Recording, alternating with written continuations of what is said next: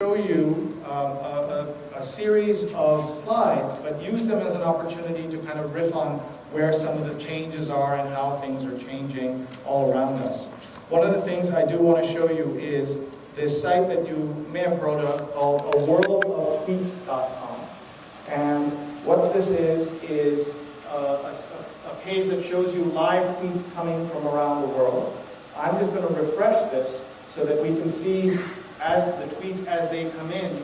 You can see because of the time difference right now, most of the tweets are here in North America, in Europe. Asia is quiet because it's the middle of the night. But we'll revisit this page. As you can see now, tweets are just starting to come in. And then we'll revisit this as we go. And you can see a lot of US, and we'll see, obviously, a lot of activity from you folks as well. So, let's take a look at how things are changing in the media space. This is a Facebook posting by the gentleman, the admiral in charge of NATO's operations in Libya. Okay. So if you look at it, I don't know if you can read it all from where you're sitting, he's basically announcing the end of NATO's operations in Libya. And he's doing this first on Facebook. And he did this on Facebook half an hour before the press release went out, and an hour before the press conference. So if you'll think about that for a second, why would he do this? Why would he use Facebook as the way to get this out in advance? What might be some reasons he would do this? Suggestions? Yeah? Control the message to get it out there before journalists are able to report on it.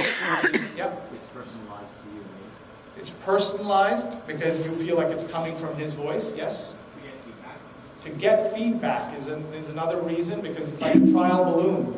You send this out there and basically you have a sense of everything that people are saying before he stands at the podium. He gets a sense of the questions, the reactions in advance. Yes? Quick exposure and getting it out there. The other reason that he might do this is to get this to the audience that it's intended for, right? So which audience is that?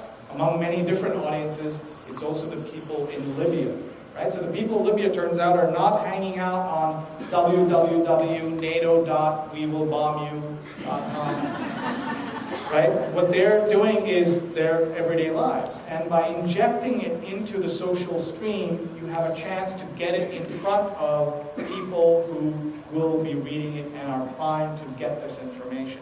So that's one of the main reasons he did it. Any other reasons that you can think of? Yeah? It's how the soldiers communicate with their families if he reaches that audience quickly. Okay. He talked about the soldiers and how the soldiers are communicating with their families and how this can get this out there. Anything else? The other reason that he's doing it this way is because one of the things that a lot of people ask me is, how do I get more followers on Facebook, on Twitter, more connections? How do I do that? And by the way, I'm going to share with you my social media success formula today. But I'm not going to do it till the end of this session because I know you folks won't stay till the end. You know, it's like television, right? During sweeps, they tell you, is the sandwich you're eating about to kill you? Film at 11. And you're saying, no, tell me now. I'm eating the sandwich now. Why should I wait? But anyway, so I'm going to give you the social media success formula, and I hope you will be able to use it. But for now, one of the things that he's doing here is part of this idea of getting more connections, and that is that you've got to participate in the social stream. So by sharing this, he's participating in the social stream, and he has a chance now of getting more people to follow him.